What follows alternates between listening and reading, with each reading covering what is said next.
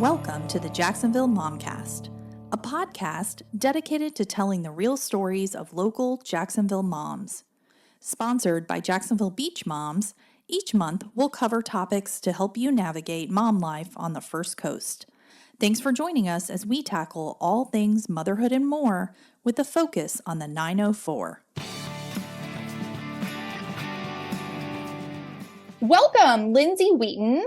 Lindsey is a travel agent and the mom behind Magic Mom Life on Instagram.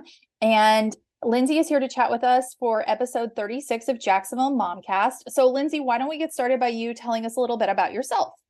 Yeah, sure. Thanks for having me. So like you said, I'm a local mom to Jacksonville. I have 3 kids.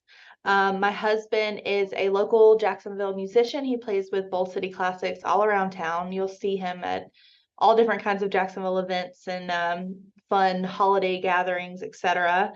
For myself, I work full-time downtown at UF Health Jacksonville in the ED and Trauma Center. I also teach CPR on the side. And just not too long ago, I started writing for you, Jacksonville Beach Moms blog. But my main kind of passion focus right now, like you said, is being a travel agent. Fantastic. So now tell us a little bit about your work as a travel agent. So yeah, I work for a kind of overarching company called Dapper Dreams Travel. And my kind of Facebook name, my travel name is Dapper Dreams Travel by Lindsey. But I really do a lot of different things. A lot of people kind of assume that it's, Disney specific or Universal specific or cruise specific, but I can honestly book anything you can think of, like Egypt, to New York, to New Orleans, to Disney, to Virgin Cruise, you name it, I can probably book it. So that's the cool part about it. So you mentioned Disney, which is awesome. And so let's talk a little bit about Disney. And I know you're a huge Disney fan and you do a lot of Disney travel planning. I think that a lot of people don't realize that you can actually utilize a travel agent to book your Disney vacation. Disney is one of those things where everything's kind of online. And so I think people immediately just think they have to figure it all out themselves. But talk us through a little bit about how it works to, kind of like work with somebody like you to book your Disney vacation. Yeah, absolutely. So Disney's my favorite thing to book for myself and clients. I'm a Disney annual pass holder, so I go very often. And Disney's kind of actually what opened up the journey to being a travel agent, because so many of my family, friends, random people on social media would see that I would be there so often. So they would ask me for tips and tricks and travel planning ideas and things like that. So I was like, man, I could really probably help people in a different way if I was actually a licensed travel agent. So that's kind of what started and prompted it. And like you said, you're right. It's very overwhelming and people think that they're kind of on their own and they have to YouTube and they have to go to all these Facebook groups and do all this stuff. And you really don't. That's kind of what a travel agent who specializes in something like Disney does, is keep up with the news, keep up with the updates, figure out when they just released the 2024 booking date. So I have all that information and I can work with you and kind of figure out what's best for your family and customize it to you, because every family looks so different. So, an adult trip to drink around the world is drastically different than a huge, family with multiple small children trying to do a vacation. So I think the best part about using someone who specializes in Disney and knows Disney and goes often is, number one, that it's free. So you might as well, right? And then number 2, it takes a lot of that stress off of your plate. And you mentioned that it's free. And I think that's so important to point out, because a lot of times there is an upcharge when you use a travel agent or an agency to book something. And so tell everybody how you get paid, because I think that's another thing. I think people are hesitant to reach out because they think, oh, it's going to cost me more. And a lot of times Disney vacations are not cheap. So tell everybody about how you earn money as a travel agent in that aspect. Of course. So that is a big misconception. And I'm not saying that other agencies or travel agents out there in the world don't charge like an extra charge or, finder's fee and booking stuff. But as far as my agency goes, for Disney and Universal and all the things like that, it's all built into the package. So Disney specifically, going back to that, they already have the price booked with the commission built in. So say you're trying to book a package of a room and tickets for $1,000. That $1,000 is the same price whether you go on the website and book it yourself or you go through me and book it. It's not going to be upcharged. There's not going to be any extra fees. Sometimes I can actually find you a better deal because I have access to the knowledge of using a promo or kind of finagling dates and things like that to make it a cheaper experience if you go on like a weekday versus a weekend, and kind of discussing that with you. And Florida residents obviously have access to better deals as well. So that commission's already built in. So what I like to kind of tell people that might not be inclined to use a travel agent is that money, Disney's built that money in. So if you don't use a travel agent, that money goes back to Disney, right? And they're not hurting for money. They're okay. But if you use a travel agent, that commission goes back to a mom like myself, who's then able to, help provide for her family, take her family to Disney. So you really don't lose anything by using someone. If anything, I think it's a better experience. That is such a great way to look at it. And I had never thought about it that way, because you're right. A lot of times when you price stuff out on the website yourself, and then when you get a quote from a travel agent, it's your quote is either the exact same price or more inexpensive, because like you said, of some deals or promos. And then that commission, like you mentioned, is just going to go back to Disney. So I would much rather give it to a local mom who's, like you said, and I have a lot of clients that are kind of control freaks. So they like to plan, they like to itinerize things. And so they'll basically come to me with, I already know my dates. I already know exactly what resort I want. I know exactly what parks I want. I want this, this, and this. Can you just put it together? Here's my credit card number. And I'll just throw it together for them, say, hey, does this look like exactly like you were thinking? They'll say yes and confirm, and then I'll charge it. And so they have pretty much already done the work necessarily, because they, that's their personality style. They're like type A, but I still get to benefit from that, and it costs them no different. And then I'll have times where they do that and they're actually like, wow, you just saved me $600. I wasn't thinking about applying, the summer promo or the Florida resident promo. I was going off of the basic ticket package price. And then I have people who come to me and go, I know absolutely nothing about Disney. Help me, start me from like 101. And then we kind of go through the whole thing, and I figure out, does your family like Star Wars? What do they do? Is there a specific princess that your daughter loves the most? And I'll recommend, if they say Ariel, for example, Art of Animation has Ariel rooms that are decorated like that. So that would be my recommendation. So I can kind of help you customize it so your family has the most magical experience. I love that. And that kind of goes into my next question, which I was curious about.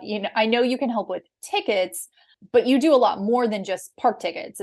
Do you also do, hotel reservations, dining reservations? Can you reserve special experiences, stuff like that as well?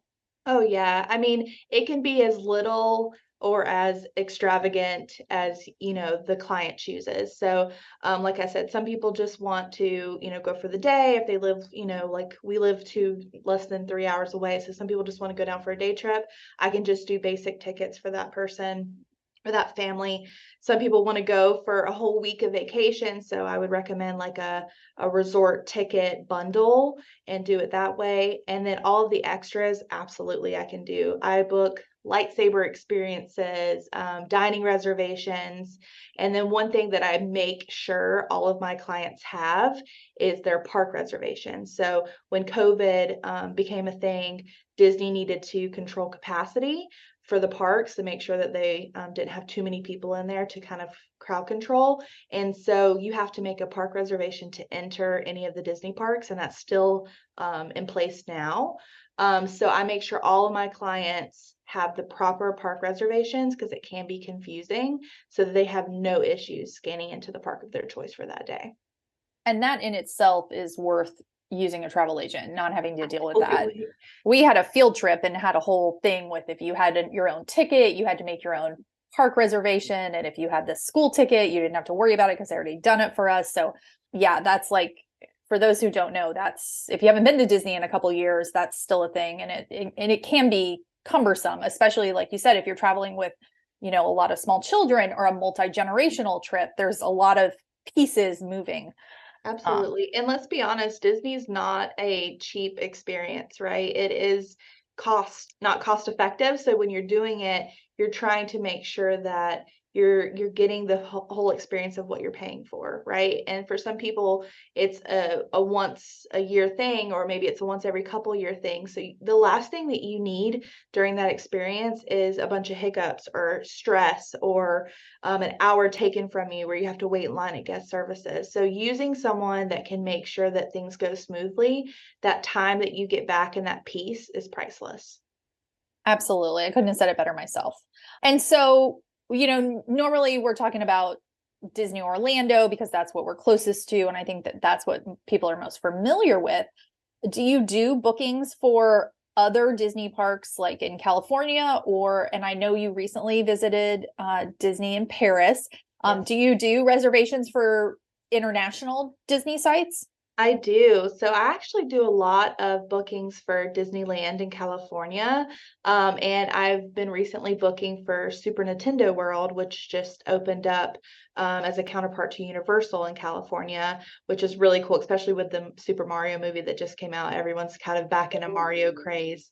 So that's really exciting. And then, like you said, in January of this year, my husband and I went to Paris, and I was able to go to Disneyland Paris for the very first time. Extremely magical, and I was able to book all of that through my travel software, and I'm able to do that for clients as well. So pretty much any like I said, any location in the world that you want to go, I can help you book it, arrange it, figure it out. And then of course I have the firsthand expertise of actually going to Disneyland California, Disneyland Paris, and then of course my home park of Walt Disney World, 4 parks within that home park. I have a lot of experience with that firsthand. So Fantastic. Okay, so we kind of covered the planning part, but let's just talk about Disney a little. As I mentioned, I was there on a field trip this past year, but I haven't been in a while, and I was kind of surprised. There's a lot of new construction, a lot of new development. I feel like every couple months I see a big splash on social media where something new is opened. There's been a lot going on the last few years. I know COVID slowed down a lot of stuff, but I feel like we're kind of playing catch up now. So what are some of the highlights for those of us who haven't been to the parks recently, or our kids are a little older, or maybe not going as often? What are some things that your family has enjoyed over the last couple months or couple years that have opened? yeah, so that's the cool thing about Disney. And people ask me all the time, like, don't you get tired of going? But it's a new experience every time because something new is popping up, or a ride just opened, or a land or a restaurant just opened. So that's really the cool part about it. And you mentioned like different experiences for older children versus younger children. I have my oldest is turning 13 in September. My middle is turning 12 in July. And then I have a little one who's 4. So they're kind of drastically different in what their peak interest are, So I have big Star Wars lovers, and I have big princess lovers, and I have height differences and things like that. So what I love so much about Disney is that not only are there 4 parks, but each park has things that cater to the wide variety of ages. So if you haven't been in a while, let's just start with like pre-COVID 2019. Galaxy's Edge, if you're a Star Wars lover, opened up in Hollywood Studios, and it's an immersive experience. It really feels like you're in a Star Wars movie. Absolutely my favorite place to go, from the restaurants to the shops to the rides. If you like Star Wars, you're going to freak out. And I highly recommend going into either Dock and Doors or booking a Savi's experience to build your own lightsaber. It is unlike anything I've ever done before. I am a big Star Wars nerd, so it's absolutely my number one favorite place to go in Disney. Also, Animal Kingdom, if you're an animal lover or an Avatar lover, they built that whole Pandora section in Animal Kingdom that has the Flight of Passage, which is a really fun, very innovative ride that is got like technology that Disney had not ever incorporated before. Let me think. Oh my gosh, Epcot. They just premiered in 2022 the new Guardians of the Galaxy ride, Cosmic Rewind, which is the first backward like rewind style coaster that Disney has had, and it's it's amazing. And then most recently, Magic Kingdom opened Tron, which Tron I think is a movie from like the 80s or 90s. So I'm not sure where that came back unless they're bringing that movie back. But it's like a ride that is a roller coaster, but you're on a motorcycle. So it's a different vibe as well than anything Disney's ever done before. So they definitely have picked up the pace since COVID, and they are popping new things out all the time, which is exciting. Very exciting. And we got to do that Guardians of the Galaxy Oh yeah. coaster. It Love was it. phenomenal. We loved it. The kids loved it. It was great. Our whole group had a blast. One of the best roller coasters I've ever been on. What song did you get when you rode it? Do you remember? I have no idea, and I didn't even know they were different. So now Yeah, that you so said they that, have I'm like, 5 songs that are all from the soundtrack, and my family and I have been trying to get all 5. And granted, we probably wrote it like 30 times, and literally like 26 times out of 30, we get September from Earth, Wind, and Fire. oh, So that's so funny. I know it's like we're cursed. Every time we write it, we get the same song, and everybody's like, "No, I got this song, I got this song," but we get the same song. It's just kind of a funny joke between us. Oh, that's so funny. Well, just another reason to make Keep another writing it, go reservation. back. Yeah. So as you mentioned, there's a ton to do at Disney. I mean, I think it's almost impossible to do an entire park in a day. And then you have multiple parks, you can park hop. You know, obviously you're limited on time when you're there. So how should families prioritize or kind of plan for their visit so they don't miss anything, or so that they kind of get to do what's most important to them?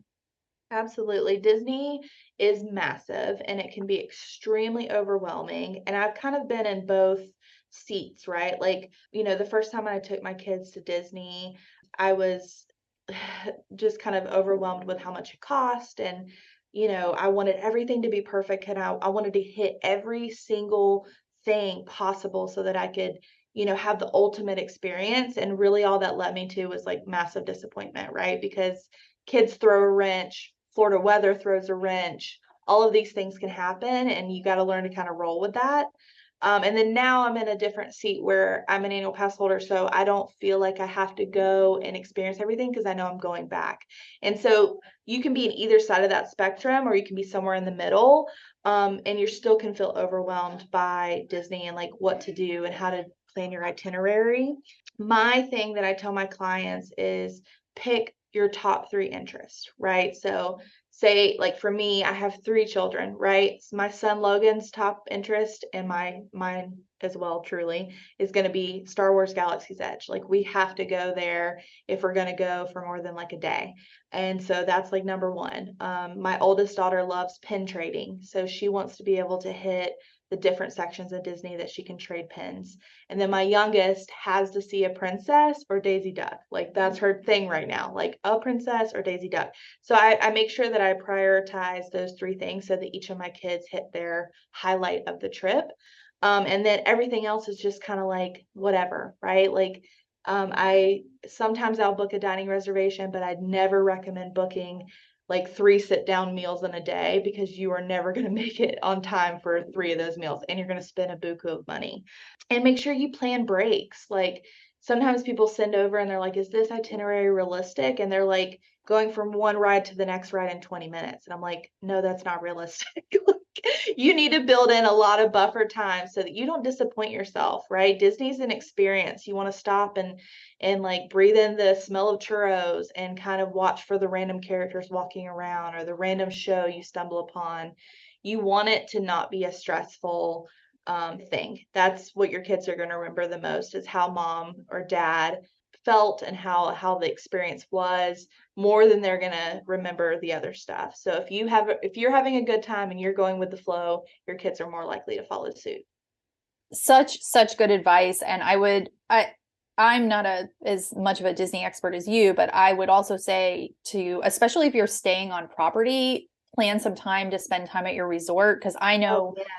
My kids, we could spend a ton of money on a vacation and their favorite thing is the hotel pool. Yep. And we have a pool. So I'm like, but it doesn't matter because it's not the hotel pool. So definitely that's the one thing I remember from when my kids were, especially when they were little, was to, plan some of that break time and enjoy. Those resorts are so beautiful and have so many amenities. And sometimes you just, if you're just going to be sleeping there, it's really, you're not getting your money's worth out of it.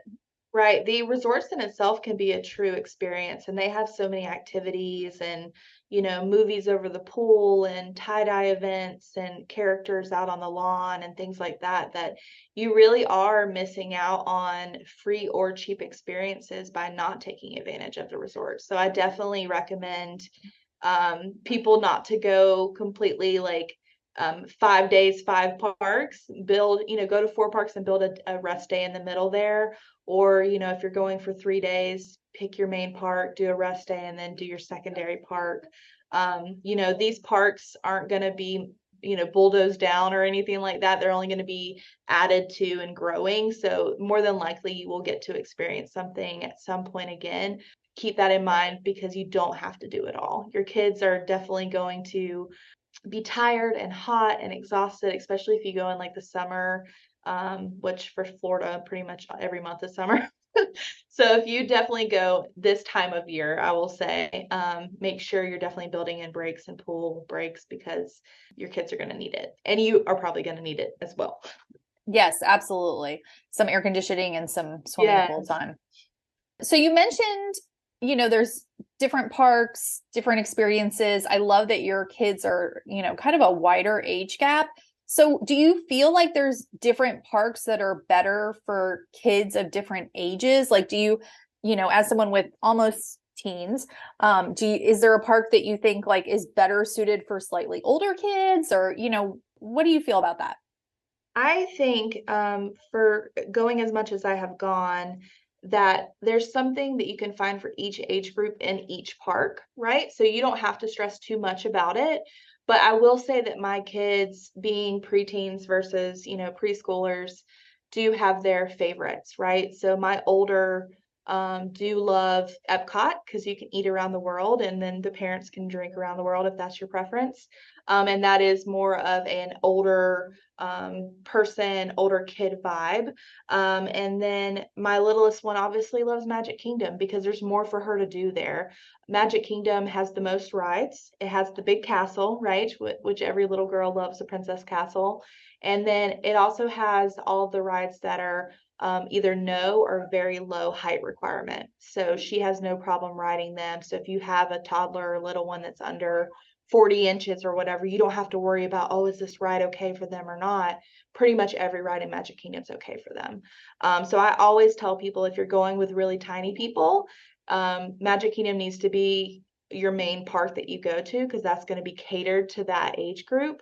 And then you can kind of build on that with what your secondary or whatever park is based on interest, right? So I would say that the park that gets neglected the most by my family is unfortunately Animal Kingdom.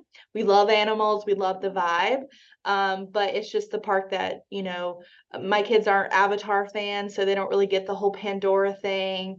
My little one can't ride Mount Everest, which is a roller coaster, so she absolutely has no interest in going to that section of the park. So there's it's more limited, I think, for my family. So we probably more so focus on Hollywood Studios that has the Star Wars, Epcot for like nighttime eating around the world. And then, of course, our main park that we go to a lot is Magic Kingdom because my littlest Ruby is obsessed with the princess experiences. That's a good strategy. And I would agree that Magic Kingdom is like a must do if you have littles. Right. But it's kind of what the whole like idea of Disney was kind of built off of. Like when you see the movies and you see the castle, right? Like you have to kind of connect that. absolutely. And especially if you're a new to Disney and you're just now doing your first trip, or, you're just now exploring the parks with your kids, it's definitely should be up on high on your list. Absolutely.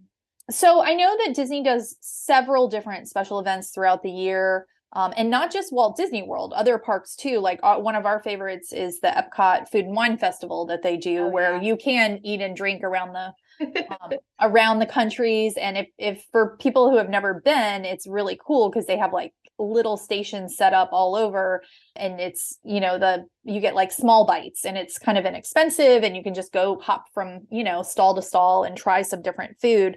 But what are some of the other different special events that they offer, and what are some of your favorites? Yeah, so I love all of the Epcot festivals. I would say Food and Wine is probably my number one. My second would be, my family calls it Farts because it's Festival of the Arts. So it's kind of like an inside joke with my family. We're always like, when's Farts? When's Farts? And it's just funny, but it's very art driven. So they have a lot of like art you can buy by local Disney artists and different paintings and stuff like that. Like I bought a painting of Alice in Wonderland, which is my personal favorite for my birthday, out of one of the art booths, and they also have different foods and things like that. I would say my top three favorite like events that are special to Disney are, number one is the Mickey's Not So Scary, which is their version of the Halloween party. Iconic, right? So you have essentially this event that's happens at nighttime. It's Magic Kingdom. You can trick or treat in Disney, wear your favorite character's costume or do whatever kind of Disney bounding you want to do. And you just load up on candy. You get free treats. You get to see characters that are normally not out, like the witches from Hocus Pocus, Oogie Boogie from Nightmare Before Christmas. So it's just a very iconic Halloween experience. And Halloween is like one of those holidays that I just absolutely love. And so that's why it's my number one. And then secondary, I would say Mickey's Very Merry, which is the Christmas time party.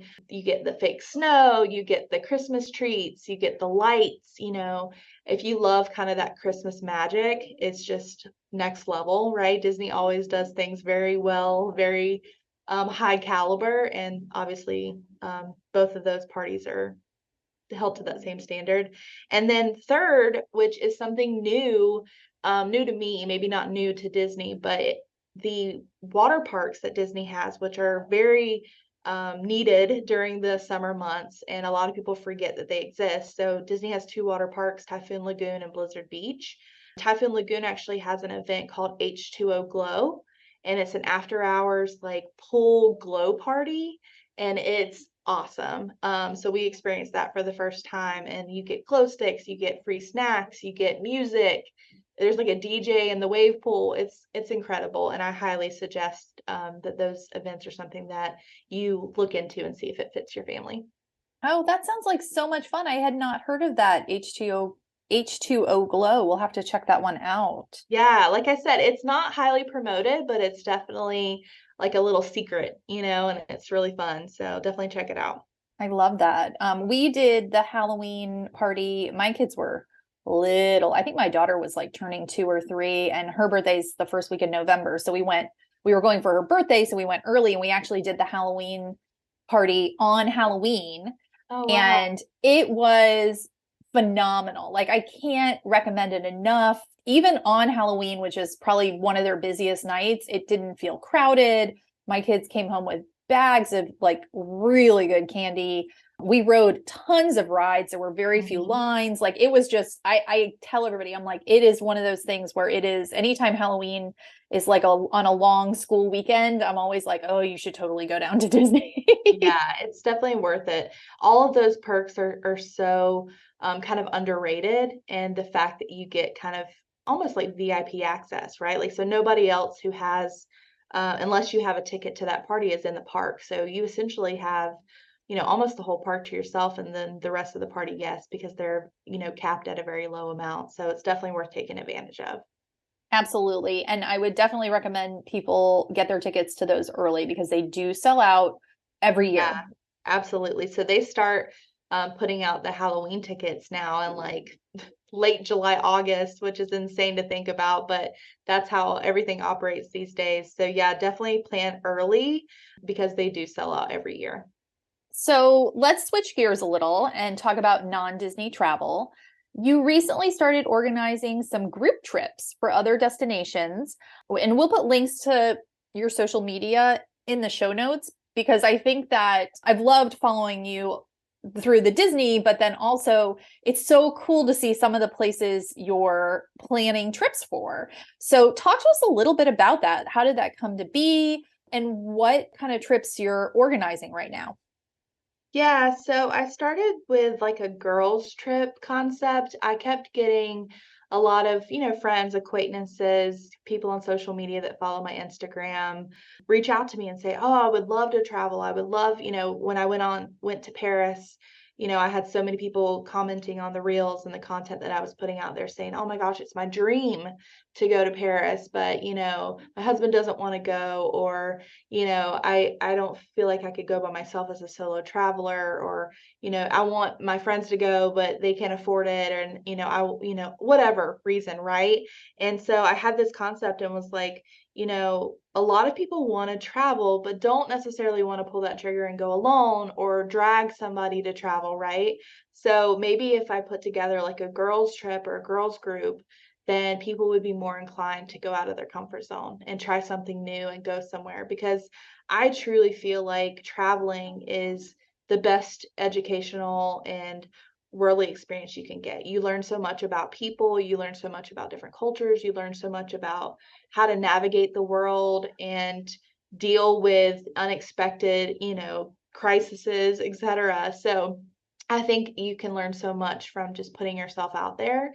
And a lot of us get so caught up in the, oh, I'll do it, next year, or I'll do it 5 years from now or 10 years from now. And life's just not promised that way. So you kind of have to YOLO it. And so I was like, you know what? I'm going to put this group trip together. And the original was a Paris trip that I've actually closed the registration for now. But I'm taking a group of ladies to Paris in January of 2024. So exactly a year from when I went to Paris. And we're essentially doing a very similar itinerary, things that I feel very confident in because I've done it. We're going to the catacombs, we're going to the Louvre, we're going to Disneyland Paris, obviously. And so different experiences like that. And I was able to do it through my software, planning it a year in advance with a very affordable payment plan. So each person who signed up only had to pay $150 deposit, and then based on whatever amount was left behind was split into their monthly payment. So they could range from $80 a month to $200 a month, depending on what airport they're flying from. And that's really exciting. And I only thought, honestly, that I was going to get like maybe 5 or 6 people to sign up. And we have freaking 42 people going on this trip. So Oh my gosh. I know, I can't believe it. And it's one of those things where it's either going to be extremely amazing or it's going to be absolutely a mess, a hot mess. But either way, we're going to have a good time. I've got it organized. I've figured out how to, get everybody, Tetrised into different rooms. So it's going to be an experience, that's for sure. And then that inspired me to open up a secondary group trip to Greece. So that's going to happen June of 2024. And that registration closes this month on the 18th, June 18th. And I've kind of done it in 3 different package options. So people can kind of go like a basic package, or they can go the full package, including a bunch of different tours and experiences, Santorini, etc. So people have different budgets, people have different priorities. So I'm trying to kind of make sure I capture different people who would not normally do this. That's just phenomenal. I think that it's so awesome that you're offering that and that all those people now get to go to Paris. That's so exciting.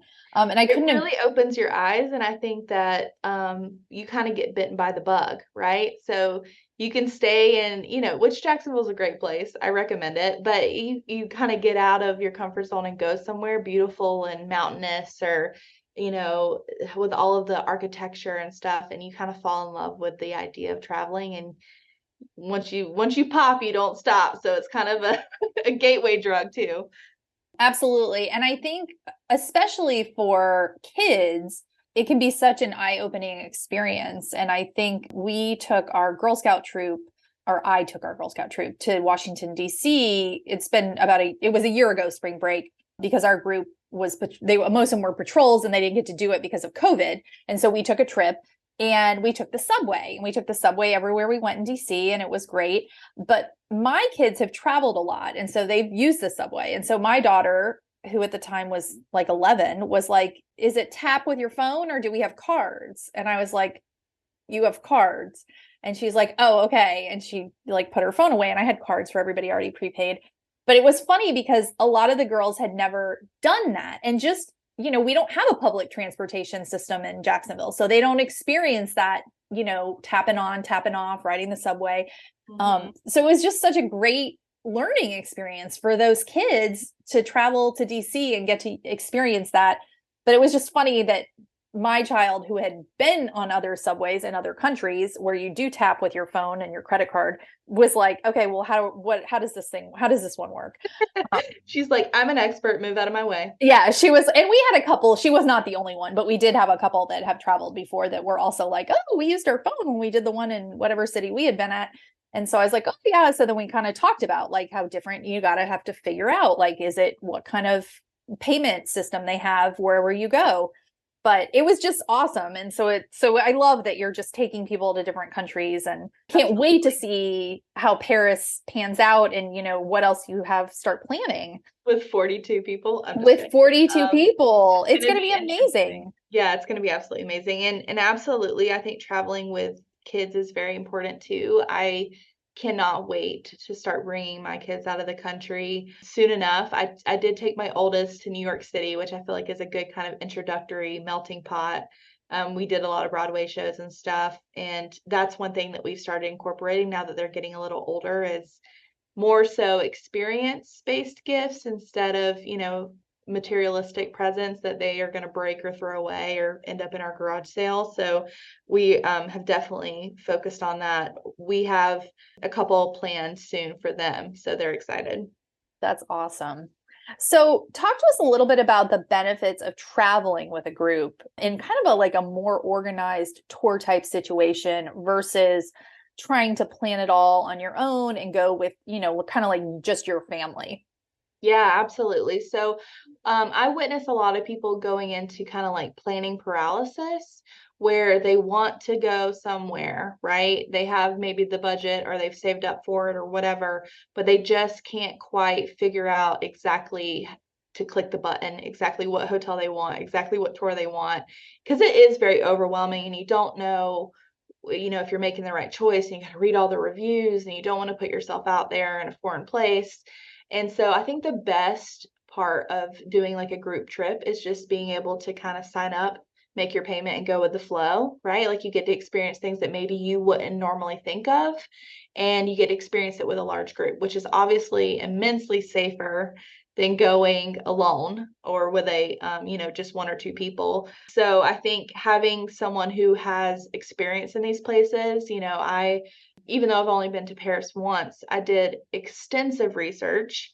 And so I know what places to stay away from. I know what places to make sure we stay in. I know what the normal like local scams are with like pickpocketers and things on the subway. So I can be, very articulate about exactly how we're going to do each thing and what to make sure you're watching out for, and what kind of bag to bring on the subway. And I think people like that extra sense of security that someone knows what's going on. There's less that I have to be fearful of, and I can just kind of hop on the train and follow the leader. And so I think that's the best part. I think that's awesome. And I totally agree. There is so much to learn when you visit a new country or a new city, and to have somebody who has, even like you said, even just some basic knowledge just really helps things move so much smoother. And what are some things people should keep in mind when they choose to travel with a group as to going solo, and kind of how do you find a group that's a good fit for you? Yeah, so I think it's all kind of vibe based, and then you also want to figure out what's kind of the best frame for you. So there are definitely probably several travel groups out there that you could kind of go with.